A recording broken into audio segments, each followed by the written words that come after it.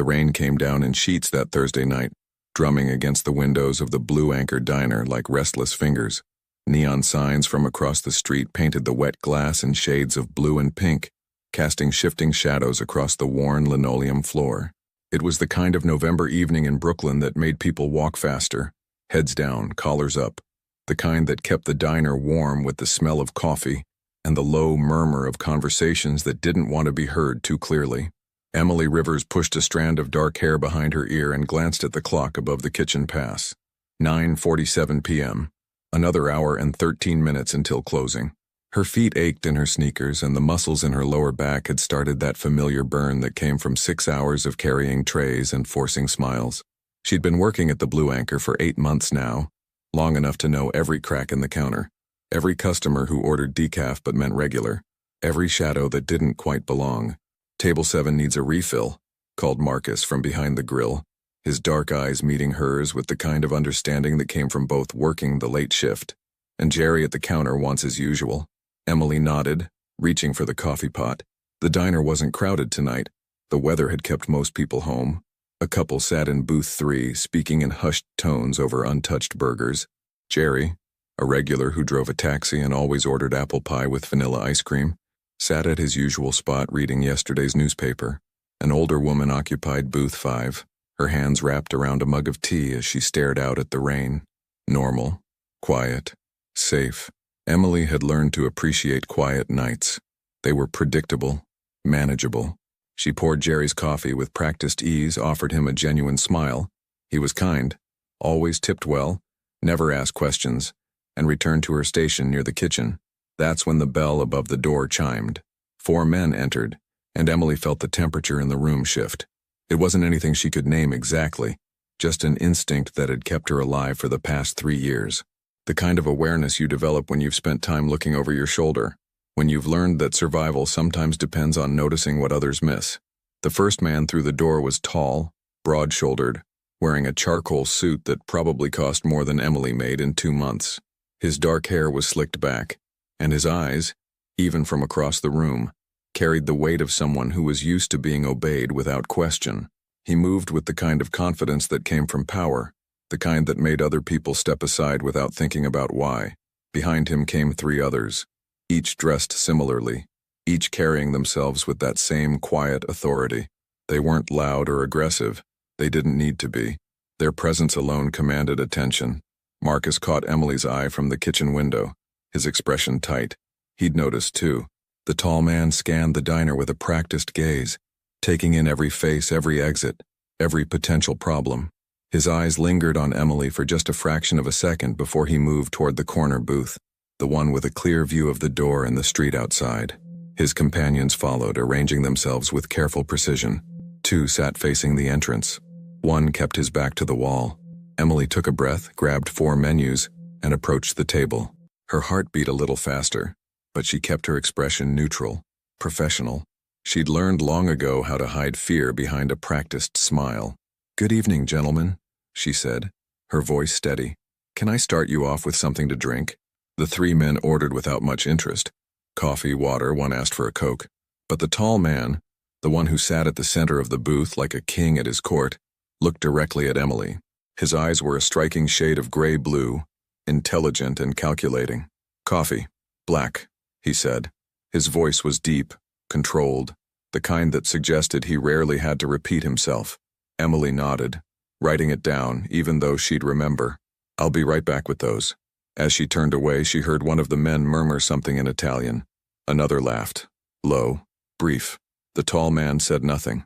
Emily's hands were steady as she poured the drinks, but her mind was racing. She'd seen men like this before. 3 years ago, in another city, another life. Men who wore expensive suits and carried themselves like the world bent around them instead of the other way around. Men who operated in the spaces between legal and illegal, who made the rules instead of following them. She delivered the drinks, took their orders, steaks, pasta, nothing complicated, and returned to the kitchen to hand Marcus the ticket. "You know who that is?" Marcus asked quietly, his voice barely above a whisper. Emily shook her head, though something in her chest tightened. Marcus leaned closer. "Adrian Moretti. You don't watch the news?" The name meant nothing to Emily, but the way Marcus said it, with a mixture of fear and respect, told her everything she needed to know. He's connected, Marcus continued, glancing toward the booth. Real connected, the kind of connected where people don't ask questions. Emily's throat felt dry. Why would someone like that come here? Marcus shrugged. Who knows? Maybe he likes the coffee. Maybe he's meeting someone. Either way, we serve him, we smile, we don't get involved. Emily nodded, but a cold feeling had settled in her stomach. She'd spent 3 years trying to stay invisible, trying to build a life where people like Adrian Moretti didn't exist. And now one was sitting in her section, drinking coffee like it was the most normal thing in the world. The next 20 minutes passed in tense normalcy. Emily served other tables, refilled coffee cups, cleared dishes. The couple in booth 3 paid and left. The older woman asked for her check. Jerry finished his pie and waved goodbye on his way out. The diner grew quieter, emptier. Emily was wiping down the counter when she heard the footsteps behind her. Heavy, deliberate. She turned to find a man standing near the kitchen entrance, partially hidden by the wall. He wasn't one of the 4 at the booth. He wore a dark jacket, his hands shoved deep in his pockets, and his eyes kept darting toward Adrian Moretti's table. He pulled out his phone, spoke in a low, urgent whisper. Yeah, he's here. Corner booth. 4 total. No one else. 20 minutes. Got it. Emily's blood went cold. The man ended the call and slipped out the side door that led to the alley. Emily stood frozen, her mind processing what she'd just heard. The tone of that conversation, the urgency, the way the man had been watching Adrian's table. She'd heard conversations like that before, 3 years ago, right before everything fell apart. Her heart hammered in her chest. This wasn't her problem. It couldn't be her problem. She'd walked away from that world, changed her name, moved across the country. She served coffee and cleared tables and kept her head down. That was the deal she'd made with herself, survive by being invisible. But as she glanced toward the front windows, she saw them. 2 men standing across the street, partially obscured by the rain and the shadows between streetlights. They weren't moving. They were waiting. One kept checking his watch. The other's hand rested inside his jacket. Emily's breath caught in her throat. She looked back at Adrian Moretti's table. The 4 men were talking casually, finishing their meals. They had no idea. How could they? They felt safe here, in this quiet diner in this working-class neighborhood. Emily's mind raced through possibilities, through consequences. If she said nothing, if she just kept serving coffee and clearing tables, whatever was about to happen would happen. People would get hurt. Maybe they deserved it. She didn't know their lives, their choices. Maybe this was justice in some form she couldn't understand. Or maybe it was just more loss, more endings. Her hands trembled as she reached for the order pad. She thought about her brother, Danny. She thought about the night she'd tried to warn him and how he hadn't listened. She thought about the funeral she'd watched from a distance, unable to approach, unable to say goodbye because the same people who'd taken him were looking for her too. She thought about the last 3 years of looking over her shoulder, of changing her name, of being afraid, and she made a decision. Emily walked to the booth with their check, her face calm despite the storm raging inside her chest. She placed the small slip of paper on the table, right in front of Adrian Moretti. "Whenever you're ready, sir," she said quietly. No rush. Adrian reached for the check without looking up, still engaged in conversation with one of his companions. But as his fingers touched the paper, Emily saw his expression change. It was subtle, a slight narrowing of his eyes, a pause in his movements. The check showed the itemized list of their orders: 4 coffees, 3 steaks, 1 pasta, the subtotal, tax, everything calculated correctly. But in the bottom right corner, written in Emily's hurried handwriting, was another number: 4 outside 20men. Adrian's eyes lifted slowly from the paper to Emily's face. She was already turning away, her pulse thundering in her ears. She didn't look back. She couldn't. If she looked back, she might lose her nerve, might try to explain, might draw more attention than this silent warning already had. She walked to the kitchen, her legs feeling unsteady beneath her. "You okay?" Marcus asked, noticing her pale face. "Yeah," Emily lied. "Just tired." Through the kitchen pass window, she could see Adrian Moretti studying the check. His companions were laughing about something, oblivious. But Adrian wasn't laughing. He was looking at the paper with an intensity that made Emily's stomach clench. Then, slowly, deliberately, he glanced toward the front windows, toward the street outside. One of his men said something, ready to stand, ready to leave. Adrian held up a hand, stopping him. "We're in no hurry," he said, his voice carrying across the quiet diner. "Let's have another coffee. Maybe dessert?" His companions looked surprised but settled back into their seats. One flagged Emily down. "Another round of coffee," he said. "And what's good here for dessert?" Emily's hands were shaking as she poured the coffee. "The apple pie is fresh," she managed. "And the chocolate cake." They ordered both, and Emily brought them out with mechanical precision. She avoided looking directly at Adrian, but she could feel his eyes on her, sharp, calculating, trying to piece together a puzzle she'd just handed him. Minutes ticked by. The rain continued its steady assault on the windows. Emily cleared table 5, wiped it down, tried to look busy. Inside she was screaming at herself. What had she done? Why had she gotten involved? This wasn't her fight. These weren't her people. Then, through the window, she saw movement. The 2 men across the street were shifting, checking their phones. One looked agitated. They'd been expecting Adrian and his companions to leave by now. The ambush, if that's what it was, had a timeline, and it was being disrupted. Adrian noticed too. Emily saw him exchange a brief glance with the man to his right. A subtle nod. The man casually pulled out his phone, sent a quick text. Within minutes, Emily noticed another car pull up down the street. Black, expensive, tinted windows. The men across the street hadn't noticed it yet. Adrian stood slowly, his movements unhurried. His companions followed his lead. They left cash on the table, far more than the check required, and walked toward the door. Emily's heart was in her throat. Had she just made things worse? Had she? Adrian paused at the door, his hand on the frame. He turned and his eyes found Emily's across the diner. For a moment, they just looked at each other. A waitress who'd risked everything to give a warning she didn't owe, and a man who understood the weight of that risk. He didn't smile, didn't nod, didn't acknowledge her in any way that would draw attention, but Emily saw the recognition in his eyes, the understanding. Then he stepped out into the rain. Emily rushed to the window, her heart pounding. She watched as Adrian and his men walked to their car, parked directly in front of the diner. The 2 men across the street were moving now, hands reaching inside their jackets. But before they could act, the black car that had arrived moments earlier pulled up alongside them. Doors opened. More men emerged. Adrian's men, Emily realized.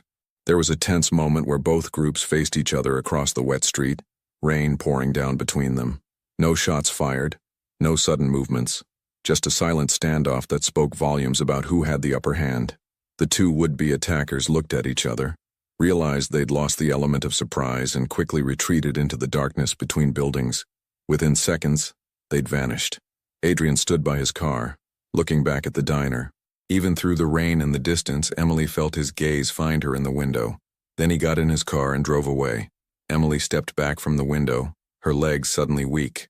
She slumped against the counter, trying to catch her breath. Her entire body was trembling now, the adrenaline that had kept her moving finally crashing. "Emily?" Marcus was beside her, his hand on her shoulder. "What just happened?" "I don't know," Emily whispered, and it was partly true. She didn't know who those men were, why they'd wanted to hurt Adrian Moretti, or what chain of events she'd just set in motion. But she knew one thing with absolute certainty. Her 3 years of invisibility had just ended. She'd saved the life of one of the most powerful men in New York's underworld, and he knew it.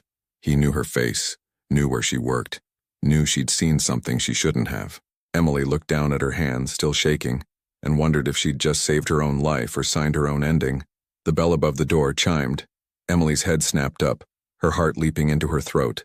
But it was just a young couple laughing and shaking rain from their coats, oblivious to everything that had just transpired.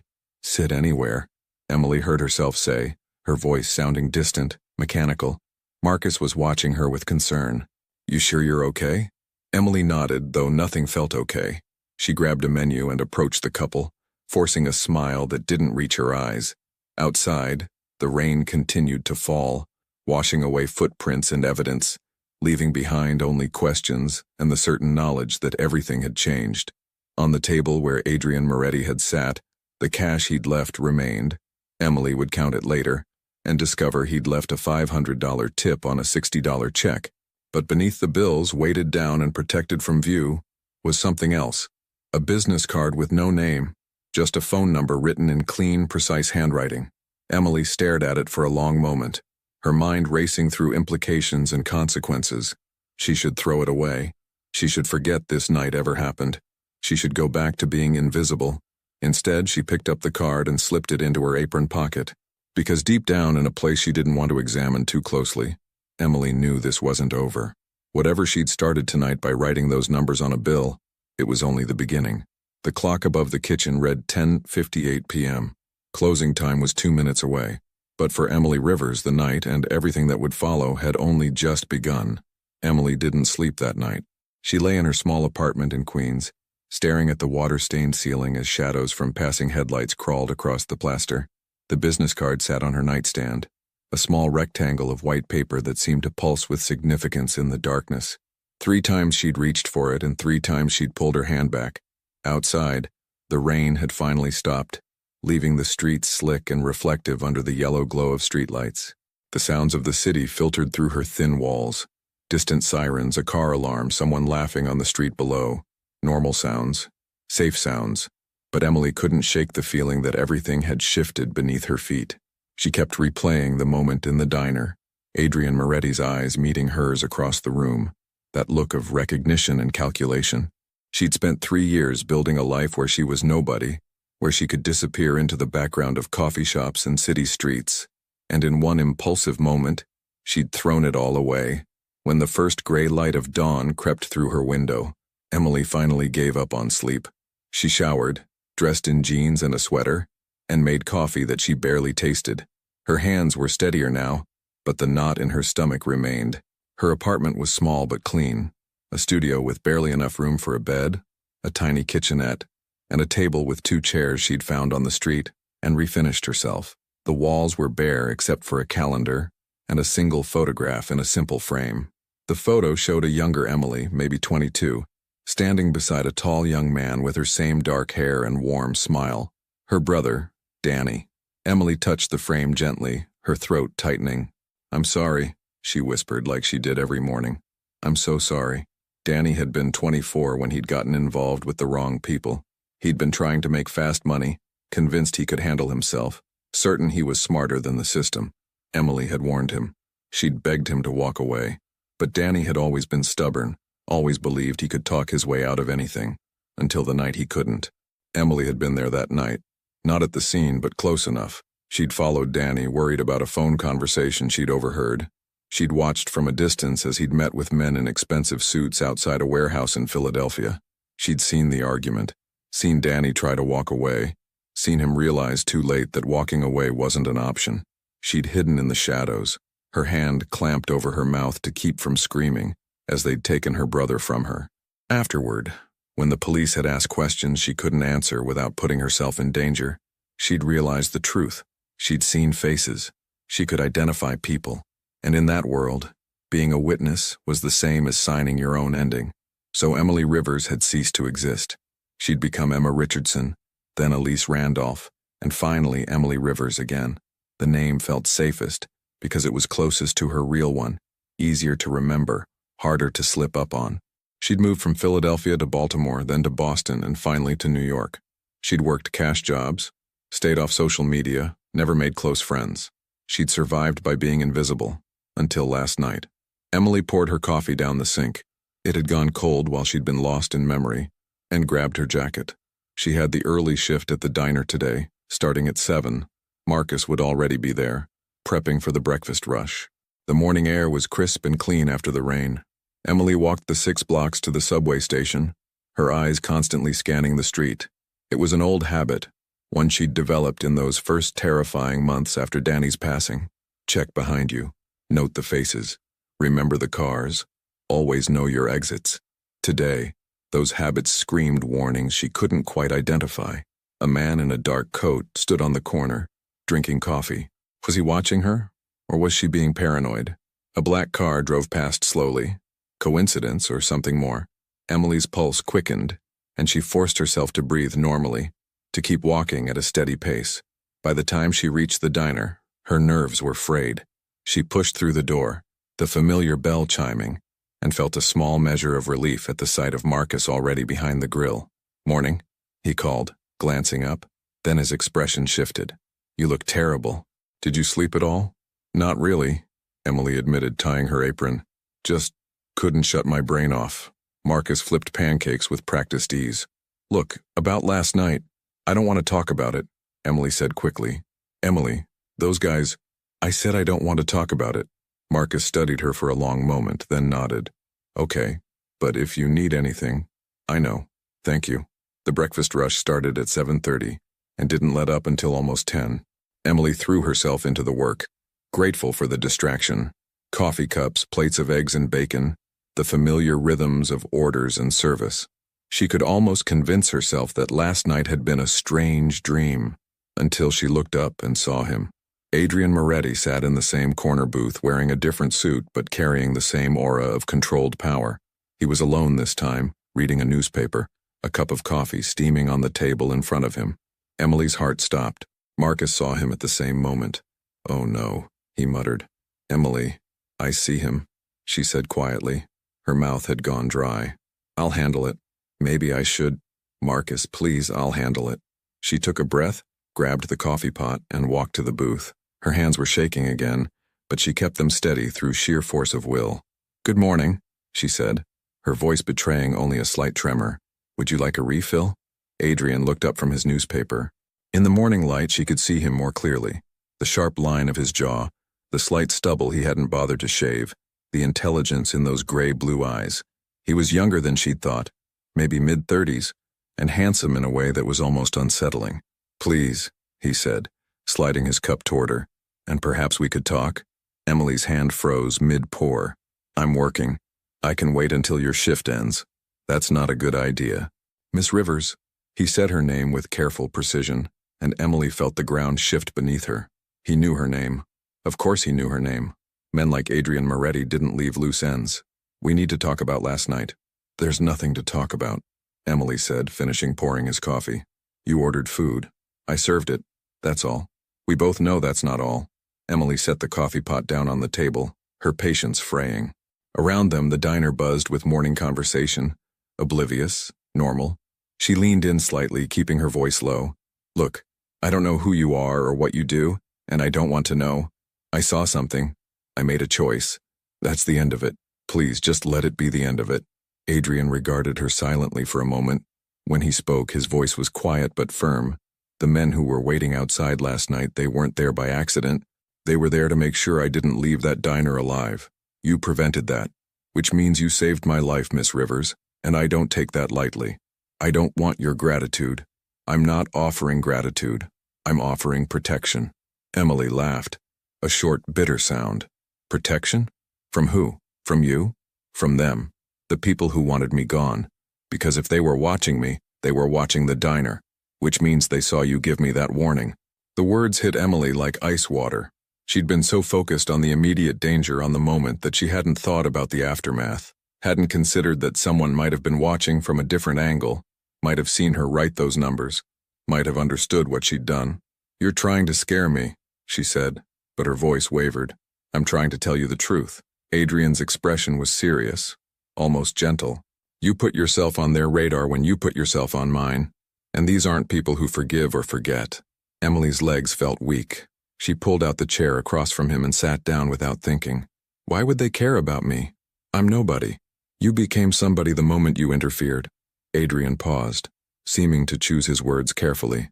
In my world, Miss Rivers, loyalty is currency. You showed loyalty to someone you didn't know, for reasons I still don't understand. That makes you either very brave or very foolish. Either way, it makes you interesting.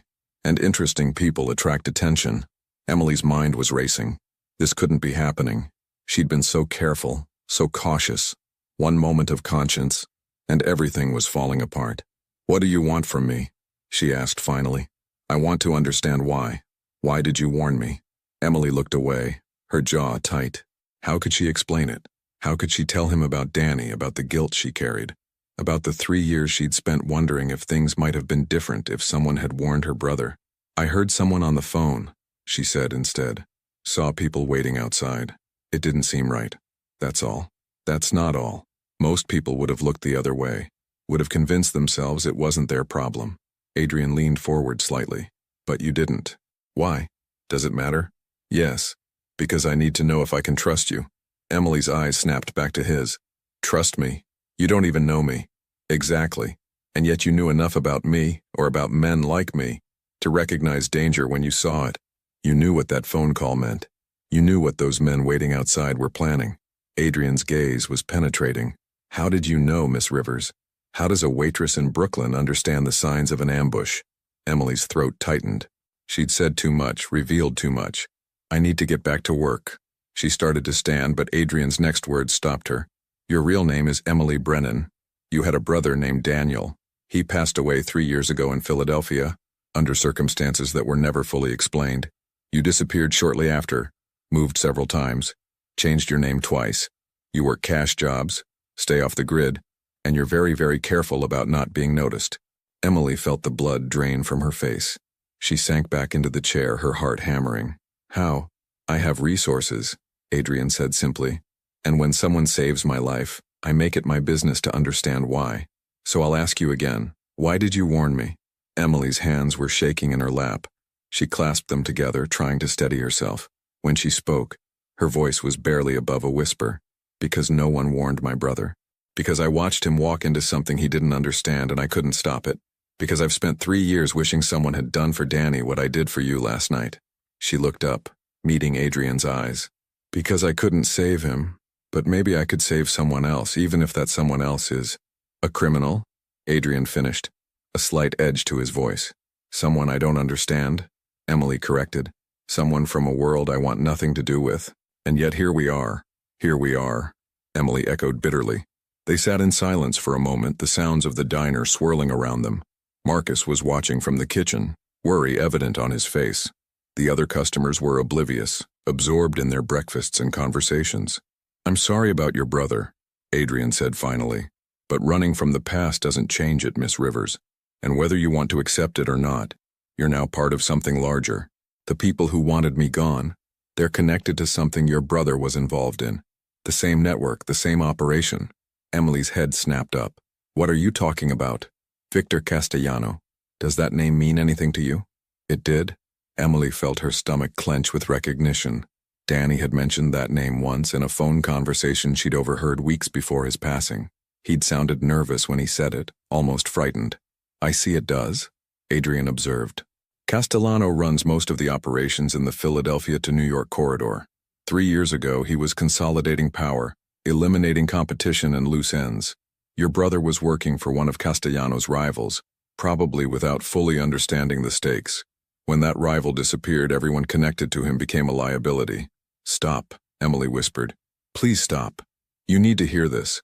Castellano has been looking for you. Not actively. You've done a good job staying hidden. But when his people saw you with me last night, they made the connection. Emily Brennan, the sister who witnessed something she shouldn't have. The one loose end they never tied up. Emily felt like she was drowning. The room seemed to spin around her. You're saying they're coming for me because I helped you? I'm saying they were always going to come for you eventually. Last night just moved up their timeline. Adrian's voice softened. But it also gave you something you didn't have before. An ally. I don't want your help, Emily said. But there was no conviction in her voice. I know. But you need it. And whether you believe it or not, I need yours too. Emily looked at him in disbelief. How could I possibly help you? You've seen Castellano's people. You recognized the setup last night, understood the signs. You have instincts that most people don't have. Instincts born from loss and survival. Adrian paused. And if Castellano is coming after both of us, we're stronger together than apart. This is insane, Emily said, standing up. Her legs were unsteady, but she forced herself to remain upright. You're asking me to, what? Join forces with you? Get deeper into this world instead of trying to escape it? I'm asking you to face reality. Running hasn't worked. Hiding hasn't worked. The past caught up to you anyway, just like it always does. Adrian stood as well, his presence commanding even in the mundane setting of a breakfast diner. But if you stand and fight, if you help me end Castellano's operation, you might actually get the freedom you've been looking for. Or I might end up like my brother. You might, Adrian acknowledged. But at least you'll have a chance. At least you'll have someone watching your back. Emily shook her head, tears threatening to spill. I can't do this. I can't. Your apartment building has been under surveillance since 5 this morning, Adrian said quietly. 2 men in a gray sedan parked across the street. They followed you to the subway station. My people intervened, redirected them, but they'll be back. Castellano knows where you live, Miss Rivers. He knows where you work. He knows your routine. The tears came then, hot and angry. Emily wiped them away roughly. Why are you doing this? Why do you care? Adrian reached into his jacket and pulled out a photograph. He placed it on the table between them.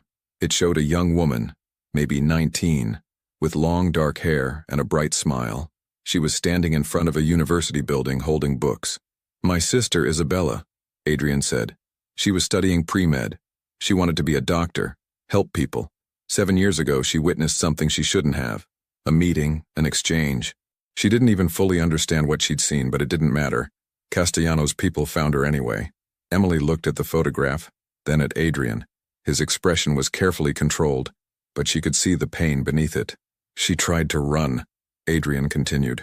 Tried to hide just like you did. She made it 3 months before they found her. By the time I got there, he paused, his jaw tightening. I was too late. I had the power, the resources, the connections, but I was too late to save her. I'm sorry, Emily whispered. So am I. Every single day. Adrian picked up the photograph, looked at it for a moment, then tucked it back into his jacket. You reminded me of her last night. Not in appearance, but in courage. Isabella would have done exactly what you did. Warned a stranger, risked herself to save someone else.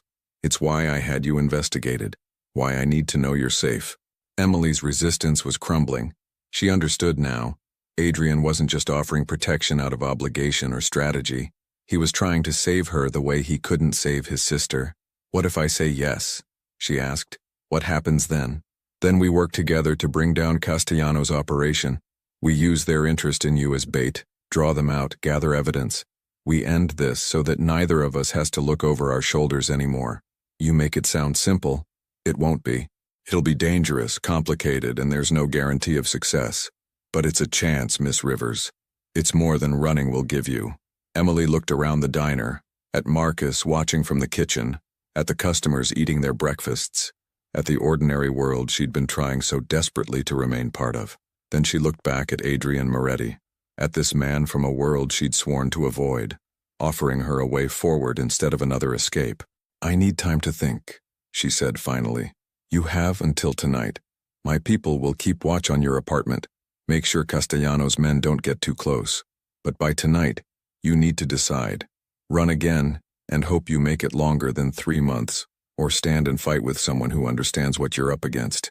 Adrian pulled out his wallet and left money on the table. Again, far more than the coffee cost. He started toward the door, then paused. My sister's name was Isabella, he said without turning around. But her friends called her Izzy.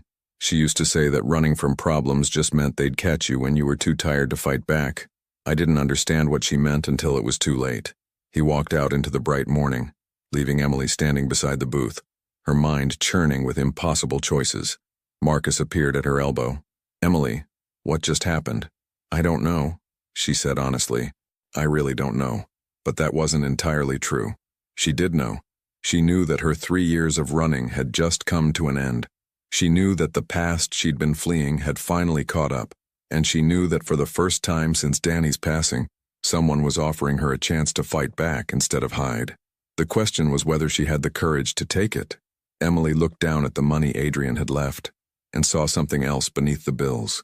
A key card with an address written on it. A safe house, she realized. A place to go if she decided to accept his offer. She picked up the card, turned it over in her fingers. Then, before she could talk herself out of it, she slipped it into her apron pocket next to the business card from the night before. I need to take a break, she told Marcus. Emily, just 15 minutes. Please. She walked out the back door into the alley behind the diner, breathing in the cool morning air. The sun was fully up now, warming the city, burning off the last traces of rain. It was going to be a beautiful day. Emily pulled out her phone and dialed a number she hadn't called in 3 years. It rang 4 times before someone answered. Philadelphia Police Department, Detective Morrison speaking. Detective, Emily said, her voice steady despite her racing heart. This is Emily Brennan. I have information about the Victor Castellano organization, and I'm ready to talk. There was a long pause on the other end. Miss Brennan, we've been looking for you for... I know, I'm sorry, but I'm ready now. I have names, faces, details about an operation that's about to happen. But I need protection. Real protection. We can arrange that. Where are you? Emily looked at the key card in her hand, at the address written there. She thought about Adrian Moretti, about his sister Isabella, about her brother Danny. She thought about 3 years of running and how tired she was of looking over her shoulder. "I'll call you back with details," she said. "But detective, this is going to be bigger than just me. I'm going to need you to trust me, even when it doesn't make sense. Miss Brennan, 24 hours. I'll have everything you need in 24 hours. She ended the call before he could respond, her hands shaking but her mind clear. She wasn't going to run anymore. She wasn't going to hide. But she also wasn't going to blindly trust Adrian Moretti, no matter how sympathetic his story. She was going to do this her way, careful, strategic, with backup plans in place. Emily Rivers walked back into the diner, tied her apron, and returned to work. But inside, everything had changed. She wasn't a scared girl hiding from her past anymore. She was someone who was about to take her life back, and nothing, not Castellano, not Adrian, not anyone, was going to stop her. The safe house was nothing like Emily expected. She'd imagined something dark and industrial, a warehouse maybe, or a basement somewhere in the forgotten corners of Brooklyn. Instead, Adrian had sent a car to pick her up after her shift, and it had driven her across the Verrazano Bridge to a quiet residential street in Staten Island. The house was a modest 2-story colonial with a well-kept lawn and flower boxes in the windows. It looked like somewhere a family might live, not a hiding place for someone running from dangerous people. "This is it?" Emily asked as the driver opened her door. "Mr. Moretti believes the best hiding places are the ones that don't look like hiding places," the driver said. His name was Thomas and he'd been polite but professional during the drive. "You'll be safe here." Emily grabbed her backpack, hastily packed with clothes, toiletries, and the few things she couldn't leave behind, and followed Thomas to the front door. He unlocked it with a key code and stepped inside, gesturing for her to follow. The interior was surprisingly comfortable. Hardwood floors, cream-colored walls, furniture that looked lived in but well-maintained. A kitchen with granite counters opened into a living room with large windows overlooking a small backyard. Upstairs, Thomas showed her 2 bedrooms and a bathroom. "Everything you need should be here," Thomas said. "Food in the kitchen, fresh linens in the closet. Mr. Moretti will arrive within the hour." "He's coming here?" Emily's stomach tightened. "You'll need to coordinate, figure out the next steps." Thomas handed her a cell phone. "New, prepaid. This is secure. Mr. Moretti's number is programmed in. Don't use your personal phone while you're here." After Thomas left, Emily stood in the middle of the living room feeling displaced. 24 hours ago, she'd been serving coffee and counting tips.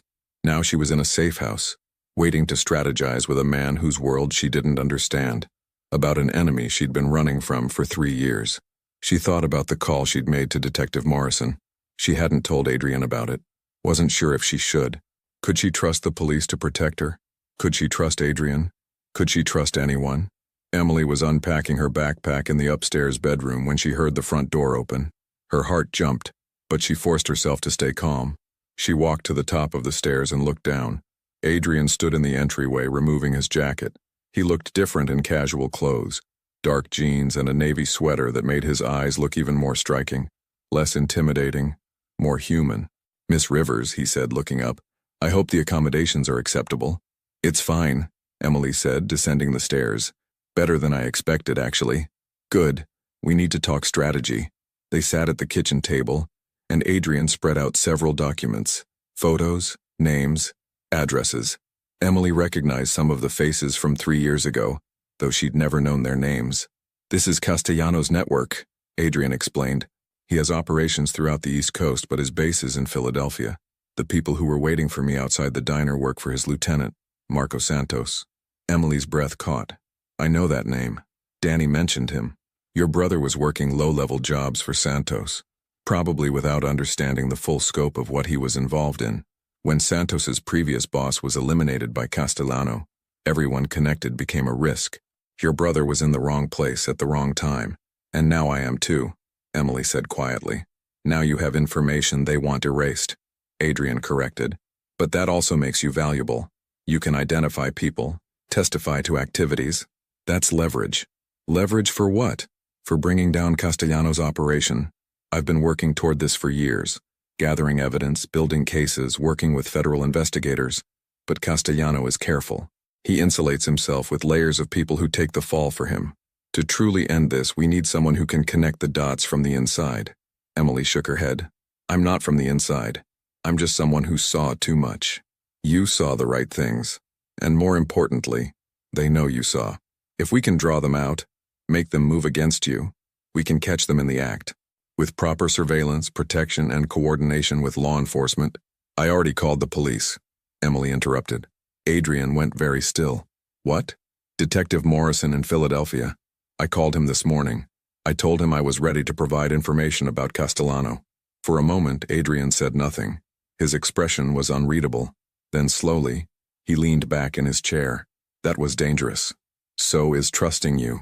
Emily shot back. I don't know you, Mr. Moretti. For all I know, this could be an elaborate setup, at least with the police. The police have been trying to nail Castellano for a decade with no success. He has people in law enforcement, Emily. People who report back to him. You calling a detective in Philadelphia might have just told Castellano exactly where to find you. Emily's stomach dropped. She hadn't thought of that. Had been so focused on creating backup that she'd potentially exposed herself further. Morrison is clean, she said, but her voice lacked conviction. Maybe, or maybe he's one of the people on Castellano's payroll, or maybe he's honest but talks to someone who isn't. Adrian ran a hand through his hair, frustrated. This is why I wanted to coordinate. This is why planning matters. I don't need your permission to protect myself, Emily said, anger flaring. I've been doing it for 3 years without your help. And how's that been working out? You're in a safe house because they found you anyway. Because you saved my life and put yourself on their radar. You don't get to be self-righteous about this, Emily. We're in it together now, whether you like it or not. They glared at each other across the table, tension crackling between them. Then Emily's phone, the secure one Thomas had given her, buzzed. A text from an unknown number. We need to meet. Tomorrow noon, Washington Square Park. Come alone. Emily showed it to Adrian. His jaw tightened. That was fast, he muttered. Morrison? I don't know. The number isn't his. It's a trap. Or it's someone who wants to help. Emily. I'm going. Her voice was firm. If it's Morrison, I need to hear what he has to say. If it's Castellano's people, then we know they're moving. Either way, we get information. You'll be exposed. Vulnerable. That's the point, isn't it? You said we need to draw them out. Consider this drawing them out. Adrian studied her for a long moment. You're not going alone. The message said, I don't care what the message said. You go, but my people will be there. At a distance, watching, ready to intervene if things go wrong. Emily wanted to argue but recognized the wisdom in his approach. Fine, but they stay back. If this is a legitimate contact, I don't want to scare them off. Agreed. Adrian pulled out his own phone and made several calls, speaking in low, clipped tones. Setting up surveillance, Emily realized. Positioning people, creating a safety net. When he finished, the tension between them had eased slightly. Adrian looked tired suddenly, the weight of whatever burden he carried showing in the lines around his eyes. Why are you really doing this? Emily asked quietly. And don't tell me it's just about your sister. There's something more. Adrian was silent for a long moment. When he spoke, his voice was softer than she'd heard it before. Castellano took everything from me. My sister, yes. But before that, my father. He was trying to legitimize our family's business. Get out of the darker aspects. Castellano saw that as weakness, as betrayal. He orchestrated events that led to my father's downfall. Then he went after Isabella to send a message. I'm sorry, Emily said. I don't want your sympathy. I want justice. I want Castellano to face consequences for the lives he's destroyed. And I want to make sure no one else loses someone the way I did, the way you did. Emily felt something shift inside her, a recognition of shared pain, shared purpose. We're going to do this, aren't we? Actually go up against him. We are, Adrian confirmed, but we do it smart, carefully. We don't take unnecessary risks, says the man who probably takes risks every day. A ghost of a smile crossed Adrian's face. That's different. Those are calculated risks. This is personal. Personal makes you careless if you're not careful. They spent the next hour planning, contingencies, signals, escape routes. Adrian's attention to detail was impressive, almost obsessive. He thought through scenarios Emily hadn't even considered, prepared for possibilities that seemed far-fetched but weren't impossible. As evening fell, Adrian ordered food, Chinese takeout that Thomas picked up from a restaurant across town, making sure it couldn't be traced back to their location. They ate in the kitchen, the conversation shifting to safer topics. Emily learned that Adrian had studied business at Columbia, that he appreciated jazz music and old movies, that he'd traveled extensively through Europe. "You're not what I expected," Emily admitted. "What did you expect? Someone harder, I guess. More intimidating. I can be both those things when necessary, but I'm also just a person, Emily. Someone trying to navigate complicated circumstances and doing the best I can." It was the most human thing he'd said, and it made Emily see him differently, not as a figure from a dangerous world, but as someone who'd been shaped by loss and responsibility, just like her. Later, as they prepared for the night, Adrian would stay in the second bedroom to ensure Emily's safety. She found herself standing at the top of the stairs, hesitant. "Adrian," she called down. He appeared at the bottom, looking up. "Yes? Thank you. For this. For trying to keep me safe even though I haven't made it easy. You don't need to thank me. This is what we do now. We protect each other." Emily nodded and retreated to her room, but sleep didn't come easily.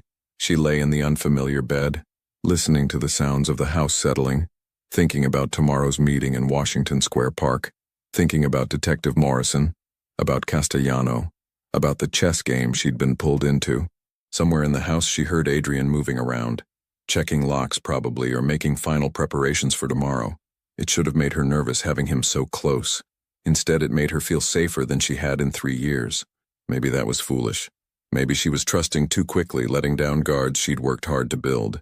Or maybe, just maybe, she'd finally found someone who understood what it meant to fight back against the darkness that had taken so much from both of them. Tomorrow would bring answers. Tomorrow they would know if her call to Morrison had been wise or disastrous. Tomorrow the game would begin in earnest. But tonight, for the first time in 3 years, Emily Rivers fell asleep without nightmares. And in the room down the hall, Adrian Moretti sat in the darkness looking at a photograph of his sister and making promises to the memory of someone he'd failed to save, that he wouldn't fail again. Washington Square Park was crowded at noon on a Friday. Emily sat on a bench near the fountain, watching students from NYU hurry past with coffee cups and backpacks, tourists taking photos of the arch, street performers setting up their acts. The autumn sun was warm and the park felt alive with energy. Normal, safe, ordinary. But Emily's heart was racing. She wore jeans, a dark jacket, and sunglasses Adrian had insisted on. "Makes it harder for anyone to get a clear photograph of you," he'd explained that morning. Her hands were folded in her lap to keep them from shaking. Adrian's people were somewhere in the crowd. She didn't know where exactly, which was the point. They were ghosts, watching, waiting. Adrian himself was in a car 2 blocks away, monitoring everything through communication devices his team wore. Emily checked her phone. 12:03 p.m. Whoever had sent the message was late. Then she saw him. Detective Morrison looked older than she remembered, more gray in his hair, deeper lines around his eyes. He wore casual clothes, jeans and a jacket, trying to blend in. But Emily recognized the cautious way he scanned the park, the professional assessment of threats and exits. He sat down beside her without preamble. "Miss Brennan, it's been a long time." "Detective?"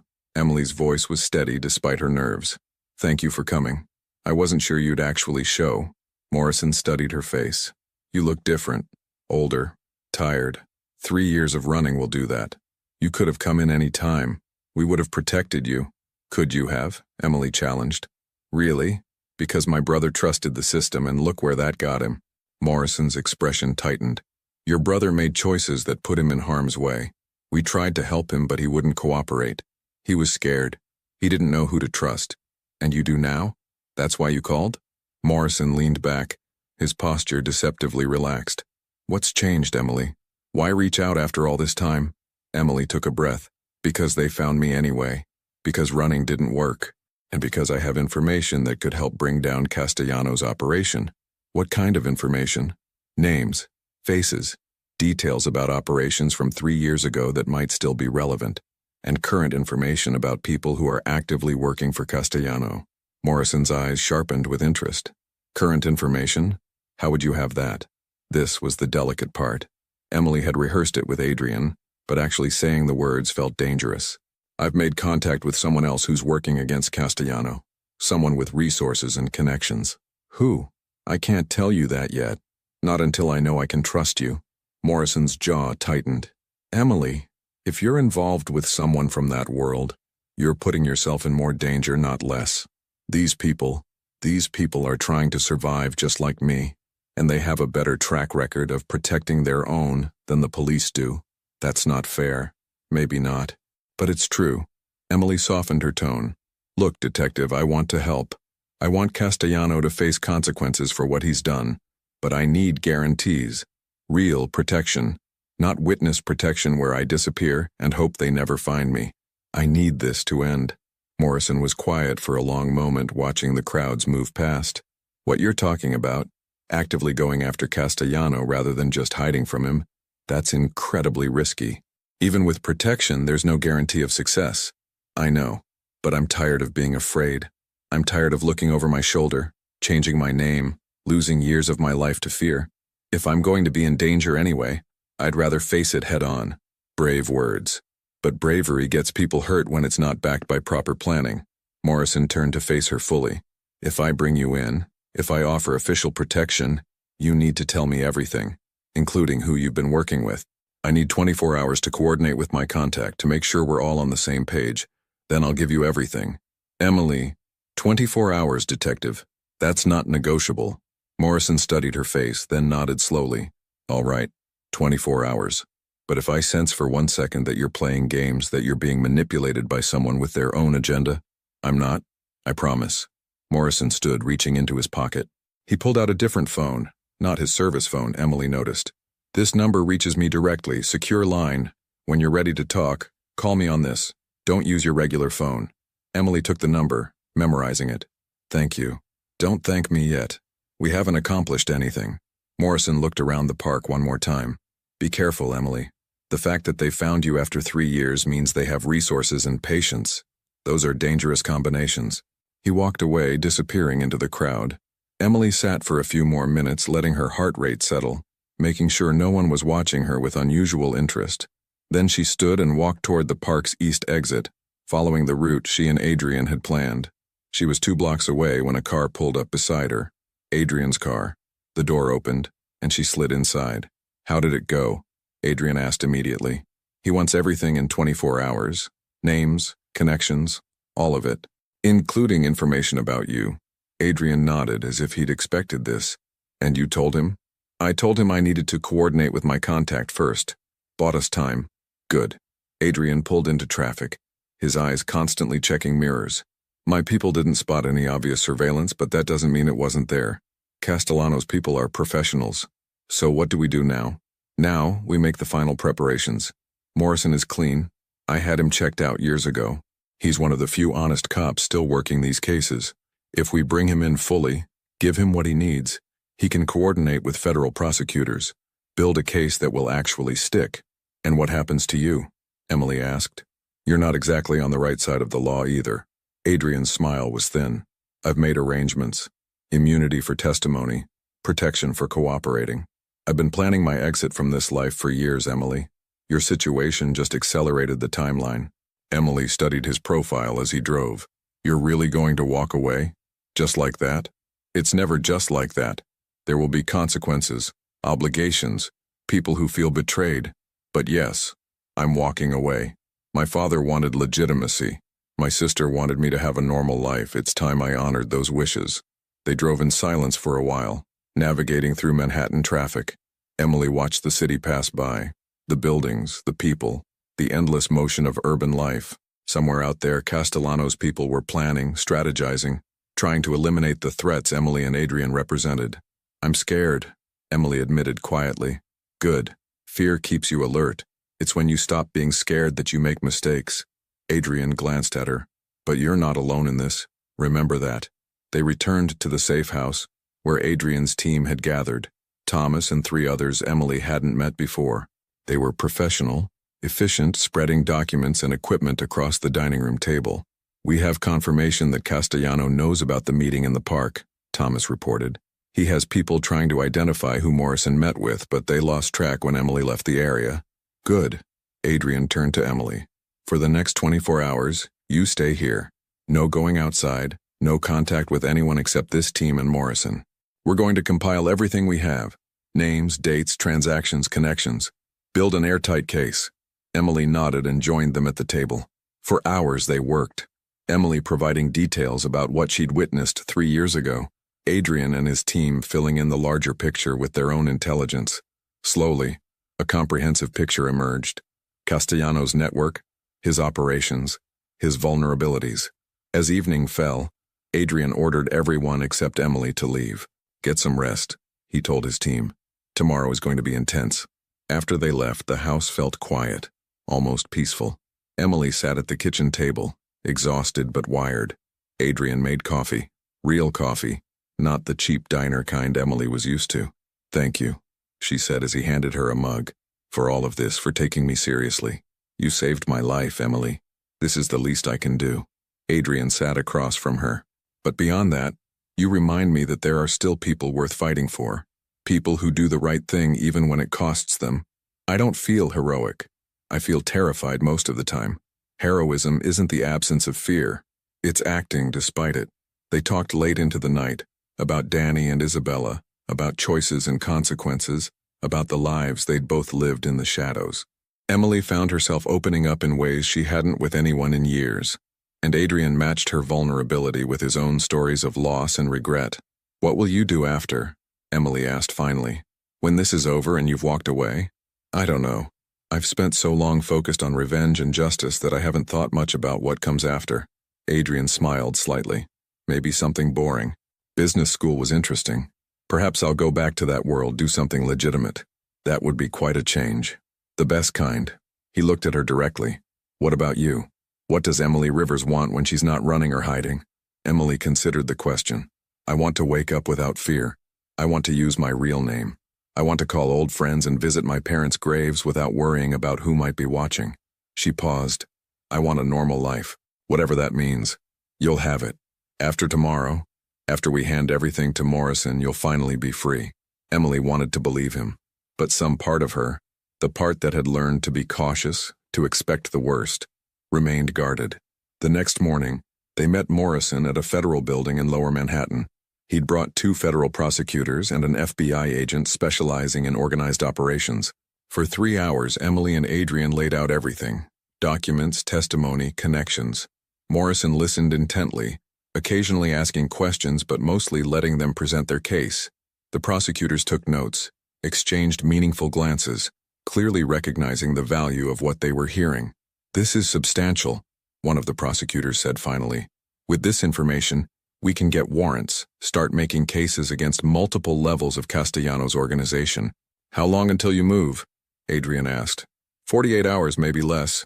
We'll need to coordinate with multiple jurisdictions, but we can move fast when necessary." "And protection for Emily?" "Full protection. Safe location, security detail, everything she needs until trials are complete." Emily felt relief wash over her, mixed with residual anxiety. "And after trials?" "After trials, you're free. New identity if you want it, or you can reclaim your life as Emily Brennan. That choice is yours." As they were leaving the building, Emily felt lighter than she had in years. The weight of secrets, of fear, of constant vigilance, it was lifting. Not gone completely, but lessening. Adrian walked her to the car where his team waited. "You did it," he said. "You faced your fear and won." "We did it," Emily corrected. "I couldn't have done this without you." They stood facing each other on the busy street, and Emily realized how much had changed in just a few days. This man who'd been a stranger, a figure from a world she didn't understand, had become something else. An ally, a protector, maybe even a friend. "What happens now?" she asked. "Now Morrison and his team do their work. Castellano and his people will be brought in, charged, tried, and we—" Adrian trailed off. "We go back to our separate lives," Emily finished quietly. "Maybe. Or maybe we stay in touch. Make sure the other is doing okay." Adrian's expression was softer than she'd seen it. "I'd like that if you would." Emily smiled. A real smile, the kind she hadn't felt capable of in years. "I'd like that too." 3 weeks later, Emily stood in Washington Square Park again. But this time there was no fear, no looking over her shoulder. Castellano had been arrested along with 37 members of his organization. The case was solid, the evidence overwhelming. Detective Morrison had called that morning with the news. "You're free, Emily. Really, truly free." She'd cried then, tears of relief, of grief for the years lost, of hope for the future ahead. Now, standing in the autumn sunshine, Emily felt something she hadn't felt since before Danny's passing. Peace. Her phone buzzed. A text from Adrian. Coffee? Emily smiled and typed back, "The Blue Anchor. I know a good place. Perfect. See you in 20. Emily started walking, not running, not hiding, just walking through the city like any other person living their life. She thought about Danny, about how he'd want her to be happy, to move forward. She thought about the waitress who'd written a warning on a bill and the chain of events it had started. Sometimes saving someone else meant saving yourself. Sometimes the bravest thing you could do was ask for help, and sometimes the most unlikely alliances became the foundations of new beginnings. Emily Rivers was finally home.